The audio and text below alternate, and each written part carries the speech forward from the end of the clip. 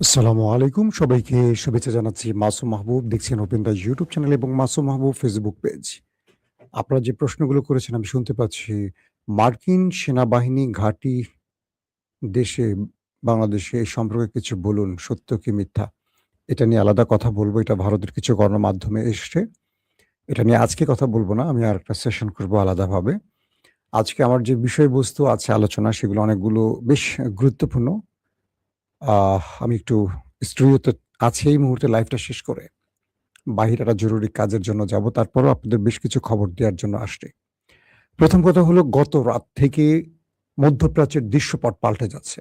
মধ্যপ্রাচ্য এক ভয়ংকর যুদ্ধের দিকে এগিয়ে যাচ্ছে। একদিকে ইসরায়েলের ভেতরে ব্যাপক অ্যাটাক হয়েছে, বিভিন্ন শহরে অস্ত্র কারখানা দাউ, দাউ করে জ্বলছে। পাশাপাশি আরবের মানে গালফ কান্ট্রির ভিতরেও কয়েকটি জায়গায় অ্যাটাক হয়েছে।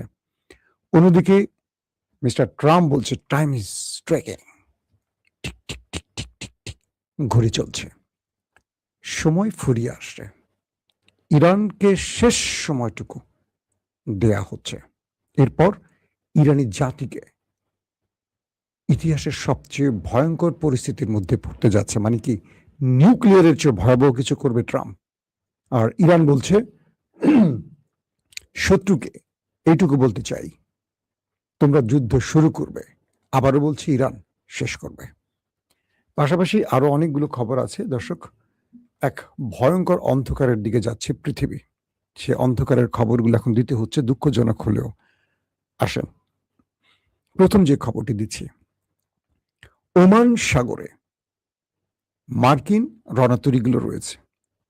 ১ম এ Donald Trump time is ticking বলে ইরানকে শাসিয়ে বলেছে, পুরো ইরান আমাদের কবজায়। যদি ইরান সঠিক সিদ্ধান্ত নিতে না পারে, একদম শেষ ওভারে, শেষ সময়ে এসে ইরানকে সবচেয়ে ভয়ঙ্কর পরিস্থিতি মোকাবেলা করতে হবে। ট্রাম্প বলছেন, আমি ইরানি জাতিকে বলছি, আসছে সময়টা তোমাদের জন্য সবচেয়ে ভয়ঙ্কর সময়। তার মানে ট্রাম্প ইরানে একটা বড় রকম আক্রমণ করতে যাচ্ছেন, তার ইঙ্গিত তার সোশ্যাল মিডিয়া ট্রুতে জানিয়েছেন। পাশাপাশি ট্রাম্পের এই হুমকির পাশাপাশি আরো বলা হয়েছে পুরো ইরানকে তারা চারদিক থেকে ঘিরে ফেলেছে এবং ইরান যদি এই অল্প সময় একদম লাস্ট টাইমে কোনো সঠিক সিদ্ধান্ত নিতে না পারে তাহলে ইরান শেষ। এবং ট্রাম্প বলছেন বা মার্কিন যুক্তরাষ্ট্র বলছে ইরানের কোনো প্রস্তাব গ্রহণ করা হবে না, না হরমুজ তাদের দেয়া হবে, না নিষেধাজ্ঞা প্রত্যাহার করা হবে, না তাদের ফ্রিজ হওয়া অর্থ ফেরত দেওয়া হবে, কিচ্ছু দেয়া হবে না। নিউক্লিয়ার ইস্যু ছাড়া ইরানকে কিচ্ছু দেয়া হবে না। এবং ইরানকে আমরা চারদিক থেকে ঘিরে ফেলেছি।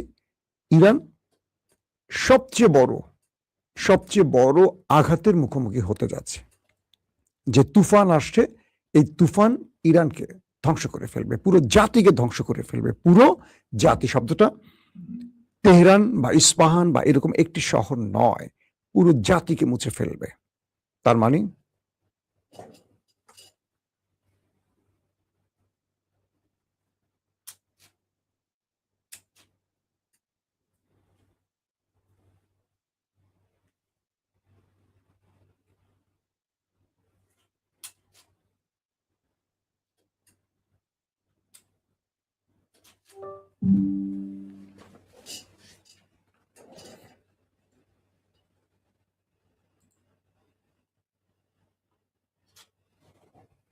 কিতা সমস্যা হচ্ছে ভাই? কিছু তো বুঝবার পারতেছি না। হঠাৎ করে লাইভের মধ্যে ক্যামেরা অফ হয়ে যায়। হ্যাঁ, এই প্রিয় বাবু, তো এখন যে অবস্থাটা হয়েছে আমার চেহারা কি একটু ডিফোকাস মনে হচ্ছে নাকি? আমার তো তাই মনে হচ্ছে। ক্লিয়ার কি দেখছেন নাকি আমার চেহারা একটু ঘোলা ঘোলা লাগছে? তো এই পরিস্থিতির মধ্যে ইরানকে যে হুমকি ট্রাম্প একটার পর একটা দিচ্ছেন, এটা ভয়াবহ একটা ব্যাপার তৈরি হয়েছে যে ইরানকে তিনি মুছে ফেলতে চান, একেবারে মানচিত্র থেকে মুছে ফেলবেন, এই হুঁশিয়ারিটা দেওয়া হয়েছে। এখন এই পরিস্থিতির মধ্যে ইরান পাল্টা কি জবাব দিয়েছে চলেন আমরা সেটা একটু শুনি। কাম আমার স্টুডিওতে একটু আসো বাবা। তো ইরান পাল্টা জবাবে বলছে আমেরিকাকে, ওমান সাগর হবে আমেরিকার জন্য কবর। ঠিক এই ল্যাঙ্গুয়েজটা উচ্চারণ করছে Iran.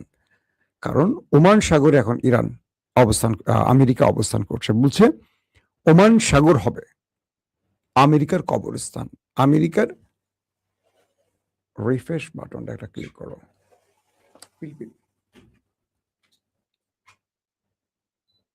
Okay, thank you my সন। আমার ছেলে এসেছিল স্টুডিওতে, আমার ফোকাসটা ডিফোকাস সেটা কারেকশন করে গেছে। সবাই দোয়া করবেন আমার ছেলের জন্য। ক্লাস 5-এ পড়ে, বাবাকে সব কাজে হেল্প করে। তার টেকনোলজি সম্পর্কে আমার চেয়ে ভালো আইডিয়া। আমি যখন কোনো টেকনোলজির কোনো একটা বিষয় বুঝি না, আমার যারা টেকনিক্যাল ম্যান তাদেরকেও মাঝে মাঝে পরামর্শ দেয় সে।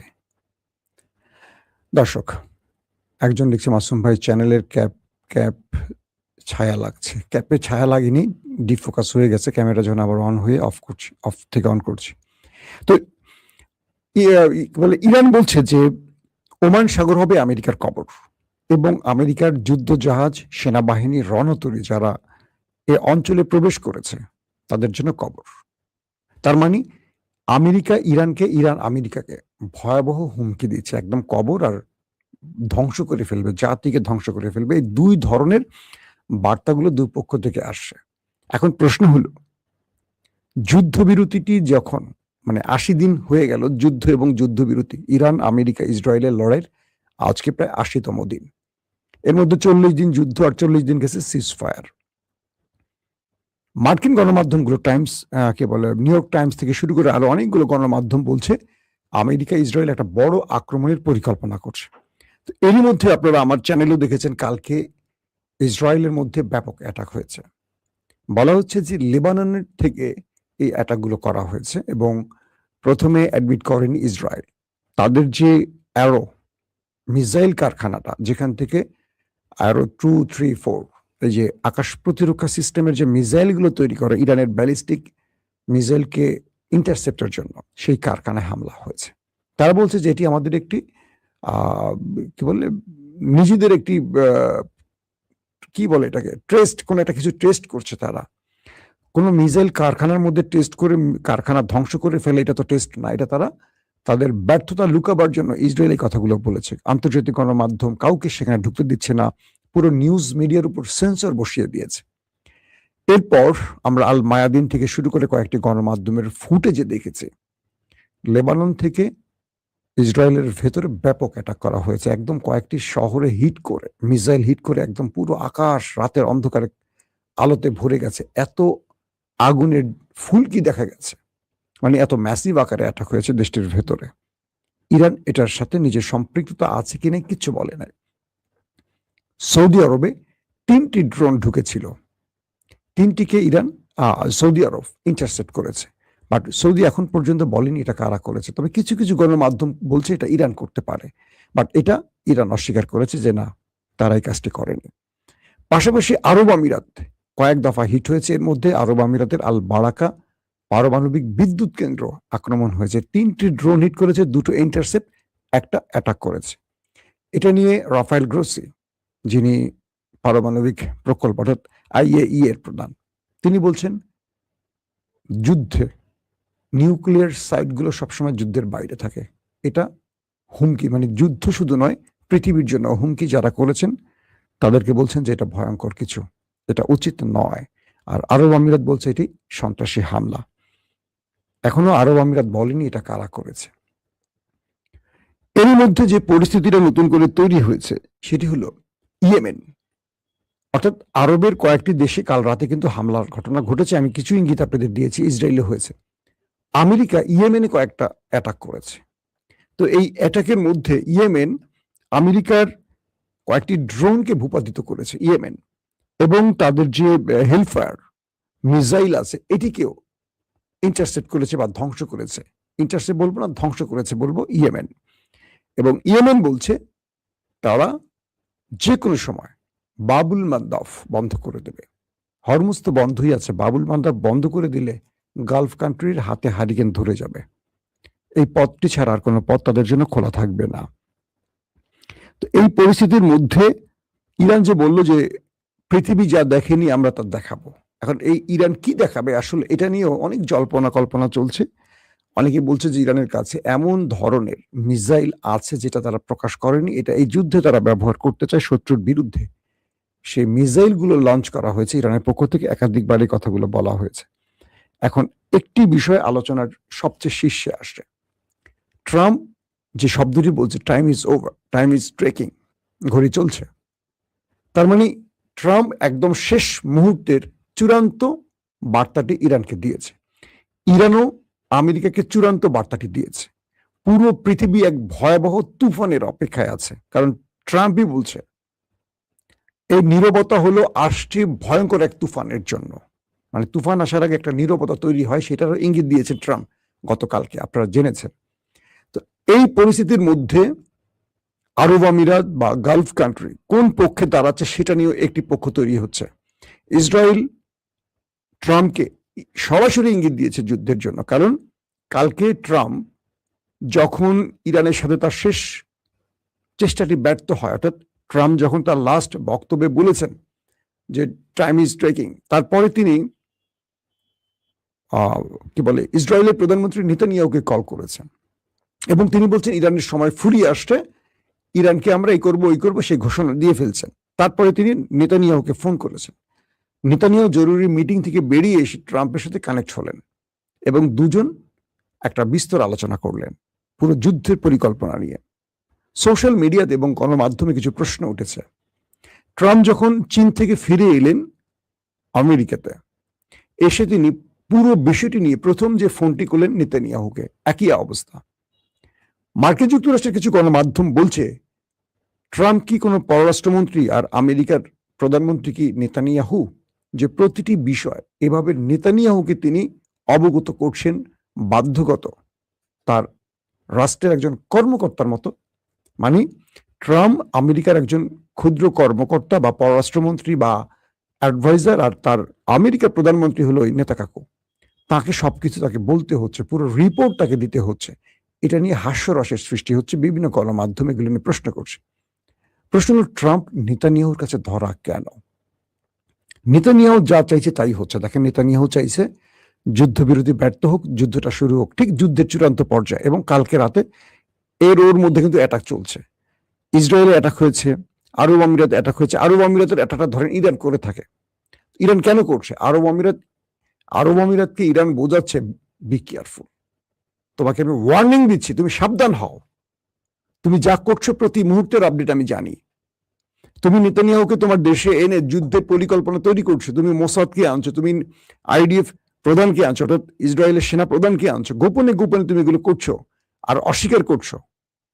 তুমি কি চাও? তুমি কি চাও ইরান তোমাকে মুছে ফেলুক মানচিত্র থেকে? তোমাকে আমেরিকা বাঁচাবে, ইসরায়েল বাঁচাবে, যারা নিজেরাই ইরানের মার খেয়ে যুদ্ধবিরতি ঘটায়? এই পরিস্থিতির মধ্যে ইরান একটা বড় প্রতিশোধের জন্য তার সর্বোচ্চ প্রস্তুতি নিচ্ছে। ইরানের বিভিন্ন সূত্রগুলো বলছে ইরান আসন্ন যুদ্ধের সবচেয়ে বড় প্রতিশোধ নেওয়ার জন্য তার সকল প্রস্তুতি সম্পন্ন করেছে এবং ইরান জানে আমেরিকা কখন আক্রমণটি করতে যাচ্ছে এবং আমেরিকার মূল পরিকল্পনাটা কি। কারণ আমেরিকা যখন ইরানকে থ্রেট দিচ্ছে, ইরান পাল্টা থ্রেট দিচ্ছে। ইরান বলছে না যে আমাকে একটু সময় দেওয়া বা কি, ইরান বলছে তোমাকে আমি ওমান সাগরে কবর বানাবো। ইরান বলছে তোমার কমান্ডো আমার মাটিতে নামলে কেউ জীবিত ফিরে যাবে না, পায়ে হেঁটে আসবে কিন্তু পা ছাড়া যাবে আর কি, মানে স্ট্রেচারে শুয়ে যাবে। এই যে মানে কাউন্টার অ্যাটাক ট্রাম্পের সাথে চলছে ইরানের, কোনো একটি জায়গায় মনে হচ্ছে না যে ইরান সামান্য ভয় পাচ্ছে। কি অদ্ভুত না বিষয়টা! ইরানের টেলিভিশনগুলোতে, মসজিদগুলোতে, কলেজগুলোতে, রাস্তাগুলোতে, স্টেডিয়ামগুলোতে সামরিক প্রশিক্ষণ চলছে, অস্ত্র হাতে কমান্ডাররা আসছেন, নারী পুরুষ ইরানের জনগণকে ট্রেনিং দিচ্ছেন, মসজিদের মিম্বারে দাঁড়িয়ে অস্ত্রের ট্রেনিং দেওয়া হচ্ছে। মানে এখন মনে হচ্ছে মসজিদকে পারফেক্টলি ব্যবহার করতে যাচ্ছে ইরান। আমি কালকেও বলেছি, মসজিদ শুধু নামাজের স্থান না, মসজিদ নামাজের পাশাপাশি এখান থেকে পুরো পৃথিবী রাষ্ট্র ব্যবস্থা পরিচালনার জায়গা। আমাদের দেশে মসজিদের ইমামদের অল্প শিক্ষিত লোকদেরকে ইমাম বানানো হয়, আর তাদেরকে চালায় একটা মসজিদ পরিচালনা কমিটি, যারা নিজেরা নামাজ পড়েন না, সুদের ব্যবসা করেন, ঘুষের সাথে লেনদেন করেন, পেট মোটা, অসভ্য, মানে কি বলবো, ইসলাম বিরোধী লোকগুলো। জাস্ট সমাজে কিছু টাকা আছে বা রাজনৈতিক পরিচয় আছে, তারা পরিচালনা কমিটি, আর তারা যেভাবে কাম ধরে উঠান বসান আমাদের ইমাম মুয়াজ্জিনরা ওঠেন। এর বাইরে দুনিয়া দেখেন, আরব রাষ্ট্রগুলোতে দেখেন, ইরানকে দেখেন, তুরস্কে দেখেন, মসজিদের ইমাম হন সবচেয়ে বড় স্কলার, সবচেয়ে বড় জ্ঞানী লোকটা। আর আমাদের দেশে দেখেন, মসজিদের মাইক থেকে যে আজান হয়, মানুষ তো আজান শুনেই মসজিদে যাবে। আল্লাহ রাসূল বলছেন, সবচেয়ে সুমধুর কণ্ঠে মানুষকে নামাজের জন্য ডাকো। আমাদের দেশে দেখেন, যার কোনো কাজ নাই, দুটো পরিচয় পাবেন, যার কোনো কাজ নাই বা যে পরিবারের সবচেয়ে কম মেধাবী লোক, শেষ পর্যন্ত তাকে এলাকার সাংবাদিক বানানো হয়। আমি নিজের সাংবাদিক, সেজন্য বললাম। বাংলাদেশের অধিকাংশ জেলা করেসপন্ডেন্ট দেখবেন অনেকেরই লেখাপড়ার শিক্ষাগত যোগ্যতা খুব কম। এরা একটা কার্ড সংগ্রহ করে এলাকা চাঁদাবাজি করে, এদের কাজ হলো চাঁদাবাজি, আর কিচ্ছু না। কারণ বাংলাদেশের টেলিভিশনগুলো, পত্রিকাগুলো ঢাকা অফিসে ঠিক মতো বেতন দিতে পারে না। এই মুহূর্তে বাংলাদেশের যত টেলিভিশন আছে দেখবেন ঢাকাতে 2 মাস, 3 মাস, 4 মাস, 5 মাস বেতন দিতে পারছে না। কোনো মিডিয়া দিচ্ছে অর্ধেক করে। তারা জেলা প্রতিনিধিদের বেতন দেয় কিভাবে? দিতে পারে না, 1 টাকাও দিতে পারে না। সত্য কথা বলি, 2-1টা গণমাধ্যম ছাড়া দিতে পারে না। প্রথম আলো, এনটিভি, এরকম কিছু গণমাধ্যম দিতে পারে, বাকিরা দিতে পারে না। তো এরা কি করে? এই কার্ড দিয়ে দেয়, বলে যে তুমি মাসে এলাকা থেকে 2 লাখ 3 লাখ চাঁদাবাজি করবা, অর্ধেক তোমার, অর্ধেক ঢাকা অফিসে পাঠাবা। আর এই অশিক্ষিত সাংবাদিকরা করে কি দেখবেন, নিজের এলাকার মধ্যে পুরা দাপিয়ে বেড়া। আরে বাবা, মানুষ হ্যাভি ভয় পায় তাদের। একটা সাংবাদিকও না, কিন্তু লেখাপড়া তো জানে না, নিজের নাম লিখতে গেলে 14টা ভুল করে। আরেকটা পেশার লোক আছে বাংলাদেশে, দেখবেন অলিতে গলিতে আমাদের হুজুর সমাজ, যারা আলেম, সবচেয়ে বড় সম্মানিত ব্যক্তি যে আলেমরা, দেখবেন এদের অধিকাংশই এই আপোষ করতে পারে না বলে এরা ভালো ভালো জায়গায় বসতে পারে না। তো বসে কারা? যারা আপোষকামী, অল্প শিক্ষিত হুজুররা। সব জায়গায় না, সব মসজিদের এই দশা না। কিছু কিছু মসজিদে ভালো ভালো আলেম আছেন, ভালো ভালো খতিব আছেন। আমি অনেক সময় অনেক জায়গায় নামাজ পড়তে যাই, হ্যাঁ, মানে একটু ভালো তেলাওয়াত শোনার জন্য যাই। আফসোস লাগে, বাংলাদেশের অধিকাংশ মসজিদে সুমধুর কণ্ঠে আজান শোনা যায় না। যে আজান দেয় মনে হয় শুধু মানে দেওয়া লাগে বলে দেয়, এরকম। তো ইরান সেই মসজিদে বসে এবার অস্ত্র হাতে দাঁড়িয়েছে, প্রশিক্ষণ দিচ্ছে তার জনগণকে আত্মরক্ষা কি করতে হবে। এই বিষয়গুলো আমেরিকা ইসরায়েলকে টেনশনে ফেলে দিয়েছে। কারণ একটা জাতি যখন এক হয়ে যায়, ধরেন আফগানে 20টা বছর আমেরিকা ন্যাটোকে নিয়ে হাজির ছিল, এখানে কিন্তু লজ্জাজনক পরাজয় হয়েছে আমেরিকার। সিরিয়াও রাখতে পারেনি। আপনারা ভিয়েতনামের হিস্ট্রি জানেন। আমেরিকা যেখানে সর্বশেষ গেছে, সব জায়গায় পরাজয় নিয়ে ফিরেছে, সেখানে সবচেয়ে স্ট্রং দেশ ইরান। আর এই যে জাতি, ভীমরুলের জাতি, মরে যাবে কিন্তু নিজের দেশের মানচিত্র ছাড়বে না, পতাকা ছাড়বে না, ইজ্জত ছাড়বে না, সেই জাতিকে হারাবে। ইরানের নারীরা রাস্তায় নেমে এসছে, জানেন? ইরানের নারীরা অস্ত্র হাতে রাস্তায় নেমে আসছে। আর আমেরিকার প্ল্যান কি? তারা বড়সড় অ্যাটাক করবে, তারপর কমান্ডো নামাবে, তারপর ইরানিদের ডাকবে যে তোমরা রেজিম চেঞ্জের জন্য এসো। রেজিম চেঞ্জের জন্য ইরানিরা আসবে? আসলে তো গত 40 দিনই আসতো। তো এই প্রেক্ষাপটে একটা বড় তুফান আসতে যাচ্ছে। এই তুফান পৃথিবীকে এক ভয়ঙ্কর বিপর্যয়ের দিকে নিয়ে যাবে, এমন ইঙ্গিত দিচ্ছে বিশ্ব সামরিক বিদরা। আমরা চাই না এই তুফানটা আসুক। আমরা চাই আমেরিকা, ইরান, সব পক্ষ যেটা শান্তির জন্য হয় সেই সমঝোতাটা করুক। আমেরিকার উচিত হরমুজ বা ওমান সাগর থেকে চলে যাওয়া, গালফ থেকে চলে যাওয়া। 10-12 হাজার মাইল দূর থেকে এসে এখানে পোদ্দারি করা উচিত না। ইরানের উচিত পুরো পৃথিবী, যেমন আমরা দরিদ্র দেশ, তেলের সংকটে তেলের দাম কয়েক গুণ বেড়ে গেছে, আমাদের কৃষকরা খুব চাপে পড়ে গেছে, আমাদের অ্যাটলিস্ট একটু ছাড় দেওয়া উচিত। সবকিছু মিলে একটা বড় বিপদের দিকে যাচ্ছে পৃথিবী, সেই ইঙ্গিত মিলছে, এবং সেই তুফানটা যে কোনো সময় আসতে পারে, যে কোনো মুহূর্তে আসতে পারে। আমরা এটা চাই না, আমরা শান্তি চাই, আমরা শান্তির পক্ষে। প্রত্যেকে ভালো থাকবেন। আল্লাহ হাফিজ।